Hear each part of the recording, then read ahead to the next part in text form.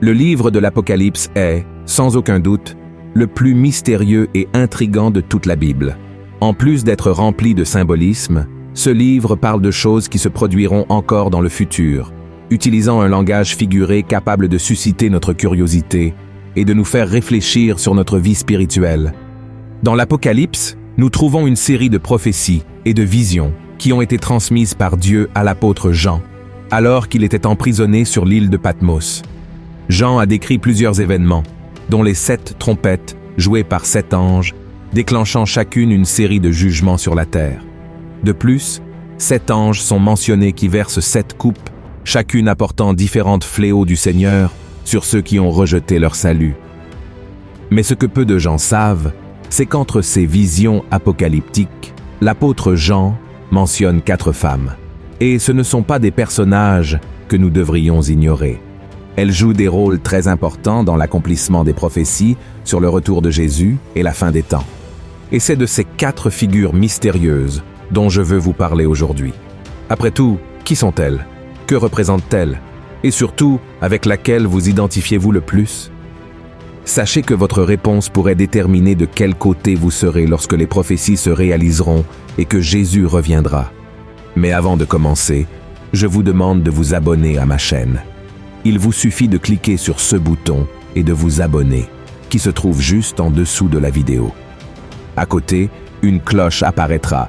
Cliquez également sur la cloche et sélectionnez l'option « Toutes » afin de recevoir directement sur votre téléphone les prochaines vidéos que je publierai. Et la première femme dont je veux vous parler est Jézabel. Le chapitre 2 du livre de l'Apocalypse la mentionne lors d'une lettre à l'église de Thyatire. Voyez ce que la Bible dit. Écrit à l'ange de l'église de Thyatire. Voici ce que dit le Fils de Dieu, celui qui a les yeux comme une flamme de feu, et dont les pieds sont semblables à de l'airain ardent. Je connais tes œuvres, ton amour, ta foi, ton fidèle service, ta constance et tes dernières œuvres plus nombreuses que les premières. Mais ce que j'ai contre toi, c'est que tu laisses la femme Jézabel, qui se dit prophétesse, enseigner et séduire mes serviteurs, pour qu'ils se livrent à l'impudicité et qu'ils mangent des viandes sacrifiées aux idoles. Regardez cela. Jézabel est une femme qui apparaît d'abord dans l'Ancien Testament. Elle était la femme d'un roi d'Israël nommé Achab et était connue pour son culte aux dieux païens, en particulier à Baal, ainsi que pour la persécution des prophètes du Seigneur. Jézabel était une reine très cruelle et manipulatrice, utilisant son influence sur le roi pour promouvoir l'idolâtrie et combattre le culte du Seigneur. Son histoire est racontée dans les livres des 1er et 2e rois, et sa fin a été très tragique, étant jetée par une fenêtre du palais et son corps dévoré par les chiens, conformément à la prophétie biblique. Dans le livre de l'Apocalypse, Jézabel représente la religiosité et l'impureté sexuelle. Cette femme symbolise ceux qui prétendent servir Dieu, mais qui sont liés à un certain type de péché lié à la chair. Il y a beaucoup de personnes qui se disent chrétiennes, mais qui sont totalement accros à la pornographie, trompent leurs conjoints, ou vivent même une vie débauchée en ayant des relations sexuelles avec plusieurs personnes différentes, et dans de nombreux CA, même du même sexe. Si vous dites alors que vous êtes enfant de Dieu, mais que vous agissez de manière contraire, en ayant des relations sexuelles avec plusieurs personnes, en trompant votre conjoint ou en utilisant le sexe pour manipuler les autres, sachez que vous êtes sous l'influence de Jézabel et devez changer votre comportement dès que possible pour éviter les conséquences du péché. Et dans la suite du chapitre, Dieu met en garde ceux qui ne se repentent pas de leurs erreurs et continuent d'être sous le contrôle de Jézabel. Il dit ainsi: « Je lui ai donné du temps, afin qu'elle se repentît, et elle ne veut pas se repentir de son impudicité. Voici, je vais la jeter sur un lit, et envoyer une grande tribulation à ceux qui commettent adultère avec elle, à moins qu'ils ne se repentent de leurs œuvres. Je ferai mourir de mort ses enfants, et toutes les églises connaîtront que je suis celui qui sonde les reins et les cœurs, et je vous rendrai à chacun selon vos œuvres. » La deuxième femme, la femme vêtue du soleil. Dans le chapitre 12 de l'Apocalypse, l'apôtre Jean nous donne des détails sur cette femme. Voyons ce que dit la Bible. Un grand signe parut dans le ciel, une femme enveloppée du soleil, la lune sous ses pieds et une couronne de 12 étoiles sur sa tête. Elle était enceinte et elle criait étant en travail et dans les douleurs de l'enfantement. Para comprendre qui serait cette deuxième femme, nous devons retourner une fois de plus à l'Ancien Testament, au verset 9 à 11 de la Genèse, chapitre 37, où un jeune homme nommé Joseph raconta à ses parents et à ses 11 frères qu'il avait eu un rêve dans lequel le soleil, la lune et 11 étoiles se prosternaient devant lui. Alors, Jacob, le père de ce jeune homme, interrogea son fils disant « Veux-tu dire que moi, ta mère et tes frères, nous nous prosternerons devant toi ?» Et comme vous le savez peut-être, Jacob a eu son nom changé par le Seigneur, et il a commencé à être appelé Israël, et chacun de ses fils représentait l'une des 12 tribus du peuple de Dieu. Mais la question persiste, qui serait cette femme vêtue de soleil? Pourquoi la Bible parle-t-elle de sa grossesse et du fait qu'elle est sur le point d'accoucher d'un fils? Lisons maintenant la suite d'Apocalypse, chapitre 12. Un autre signe parut encore dans le ciel, et voici, c'était un grand dragon rouge, ayant 7 têtes et 10 cornes, et sur ses têtes 7 diadèmes. Sa queue entraînait le tiers des étoiles du ciel et les jetait sur la terre. Le dragon se tint devant la femme qui allait enfanter, afin de dévorer son enfant, lorsqu'elle aurait enfanté. Elle enfanta un fils, qui doit paître toutes les nations avec une verge de fer, et son enfant fut enlevé vers Dieu et vers son trône, et la femme s'enfuit dans le désert, où elle avait un lieu préparé par Dieu, afin qu'elle y fût nourrie pendant 1260 jours. Sur la base de toutes ces informations, nous pouvons dire que la femme vêtue de soleil est en réalité la nation d'Israël, car la prophétie indique qu'elle était sur le point de donner naissance à un fils qui gouvernerait toutes les nations avec un sceptre de fer. Ce texte mentionne également que ce fils a été enlevé vers Dieu et vers son trône, ce qui ne peut représenter que Jésus, venu au monde sous une forme humaine à Bethléem, une ville israélienne. De plus, les parents de Jésus étaient des descendants directs d'Abraham. Avez-vous remarqué comment tout cela a du sens? Vous pourriez maintenant vous demander, « Mais pasteur, je ne suis pas israélite, alors comment puis-je avoir un lien avec cette femme ?» Il est important de noter que, bien que le peuple juif soit composé de personnes très religieuses, le rejet de Jésus comme sauveur persiste encore aujourd'hui. De la même manière, vous pourriez être une personne religieuse, cherchant une vie spirituelle avec Dieu et faisant ce qui est juste. Mais il vous manque peut-être l'essentiel, la foi en Jésus et en ce que dit la Bible à son sujet. Si vous êtes de ceux qui croient que tous les chemins mènent à Dieu, que l'important est d'être heureux et de ne faire de mal à personne, il est essentiel de comprendre que, selon Jésus lui-même, ceux qui ne croient pas en lui comme leur sauveur seront condamnés éternellement, car il est le seul chemin, la vérité et la vie, et personne ne vient au Père excepté par lui. C'est pourquoi mettez votre foi en Christ aujourd'hui, car lui seul sera capable de vous assurer le salut et la vie éternelle, car lui seul a payé le prix pour votre culpabilité, pour votre péché. La troisième femme, la grande prostituée. C'est la femme qui suscite le plus de doutes parmi les étudiants de la Bible. La grande prostituée, également appelée la grande courtisane dans certaines versions, est mentionnée dans les chapitres 17 et 18 du livre de l'Apocalypse. Voyons ce que l'apôtre Jean a écrit à son sujet. Cette femme était vêtue de pourpre et d'écarlate, et parée d'or, de pierres précieuses et de perles. Elle tenait dans sa main une coupe d'or, remplie d'abominations et des impuretés de sa prostitution. Sur son front était écrit un nom, un mystère, Babylone la grande, la mère des impudiques et des abominations de la terre. Et je vis cette femme ivre du sang des saints et du sang des témoins de Jésus.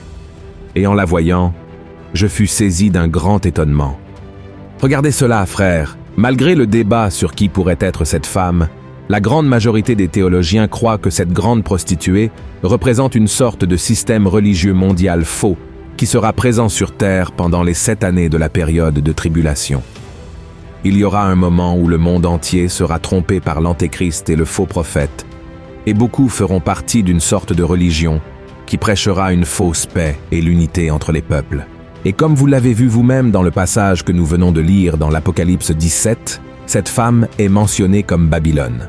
Si nous revenons à l'Ancien Testament, nous trouverons le passage qui parle d'une ville appelée Babel, dont les habitants ont décidé de construire une tour pour atteindre le ciel. Après que Dieu ait répandu sa colère sur cette personne, en confondant leur langue pour qu'elles ne puissent plus se comprendre, Babel est devenu Babylone, où le mal a commencé à se multiplier, y compris l'émergence de diverses religions fausses et l'adoration de faux dieux. Ce n'est pas par hasard que l'apôtre Jean l'appelle la mère des prostituées et des pratiques répugnantes de la terre. Et cette femme, à la fin des temps, sera la grande responsable d'encourager les habitants de la terre à commettre toutes sortes de péchés contre Dieu, notamment l'immoralité sexuelle et l'idolâtrie spirituelle, comme si tout cela était une véritable expression de foi. Et une autre caractéristique de cette fausse religion mondiale est qu'elle sera en grand conflit avec les chrétiens et le christianisme. Remarquez que la Bible dit qu'elle était ivre du sang des saints et des témoins de Jésus.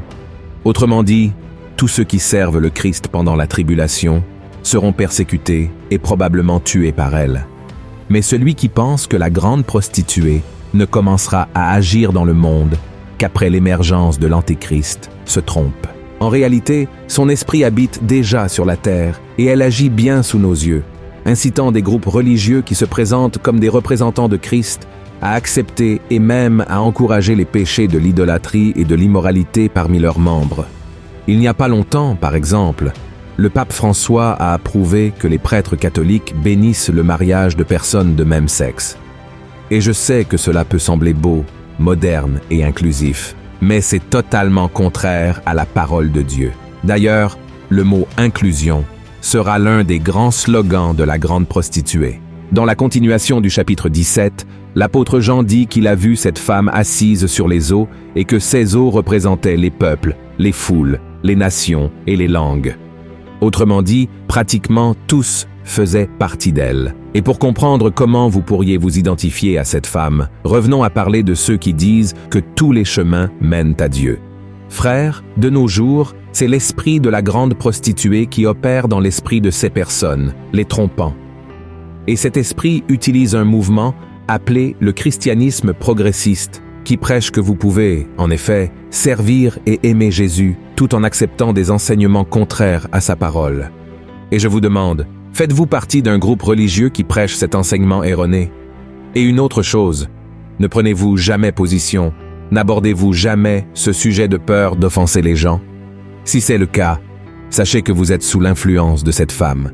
Voyez ce qu'Apocalypse 18 a à dire sur ce qui arrivera à cette femme. Alors un ange puissant prit une pierre semblable à une grande meule, et il la jeta dans la mer en disant « Ainsi sera précipitée avec violence Babylone, la grande ville, et elle ne sera plus trouvée. » Je ne souhaite pas que cela vous arrive, c'est pourquoi j'ai une bonne nouvelle à vous annoncer. Il y a une quatrième femme, et si vous vous inspirez d'elle, vous recevrez la meilleure des récompenses. C'est d'elle dont nous allons parler à partir de maintenant. La quatrième femme, la mariée de Christ. Si les trois premières femmes du livre de l'Apocalypse symbolisent le péché, la tromperie et le rejet de Jésus en tant que sauveur, la quatrième est l'opposé de toutes elles. La mariée de Christ est l'Église, qui a été purifiée par le sang de l'époux et est vêtue de vêtements blancs pour s'unir à lui pour toute l'éternité. Juste après la destruction de la grande prostituée, l'apôtre Jean relate la vision suivante. « Et j'entendis comme une voix d'une foule nombreuse, comme un bruit de grosses eaux, et comme un bruit de fort tonnerre, disant « Alléluia, car le Seigneur notre Dieu Tout-Puissant est entré dans son règne. Réjouissons-nous et soyons dans l'allégresse, et donnons-lui gloire, car les noces de l'agneau sont venues, et son épouse s'est préparée, et il lui a été donné de se revêtir d'un fin lin, éclatant, pur. Car le fin lin, ce sont les œuvres justes des saints. Que beau, frères et sœurs! L'image de la mariée dans l'Apocalypse fait partie d'une vision plus vaste qui inclut la célébration des noces de l'agneau, symbolisant l'union finale et la communion éternelle entre Jésus et l'Église après le retour du Christ. La mariée est décrite comme parée et prête pour le mariage, symbolisant la pureté et la sainteté de l'Église. La rencontre de la quatrième femme avec le Christ symbolise que le bien a vaincu le mal et que Dieu a accompli sa promesse de sauver et de racheter ceux qui lui sont restés fidèles. Et cette image de la mariée prête pour le fiancé nous rappelle que l'Église doit rester fidèle et spirituellement préparée pour la seconde venue du Christ. Amen. Mes frères et sœurs, ce sera le moment le plus émouvant de l'histoire. L'ouverture de la mer Rouge, la manne qui tombait du ciel, le char de feu qui est venu chercher Élie, la multiplication des pains et des poissons. rien de ce qui s'est déjà passé ne sera comparable à l'union entre le Christ et son Église. Et je souhaite du fond du cœur que vous désiriez ce moment plus que tout dans votre vie. Et je prie, mon frère et ma sœur, pour être présent à ce mariage et regarder de côté pour te voir vêtu d'une robe de lin blanc pur, prêt à passer l'éternité aux côtés de Jésus. Amen. Si vous avez aimé ce message, partagez-le avec vos amis et votre famille et abonnez-vous à ma chaîne. Que Dieu vous bénisse puissamment. Une grande étreinte.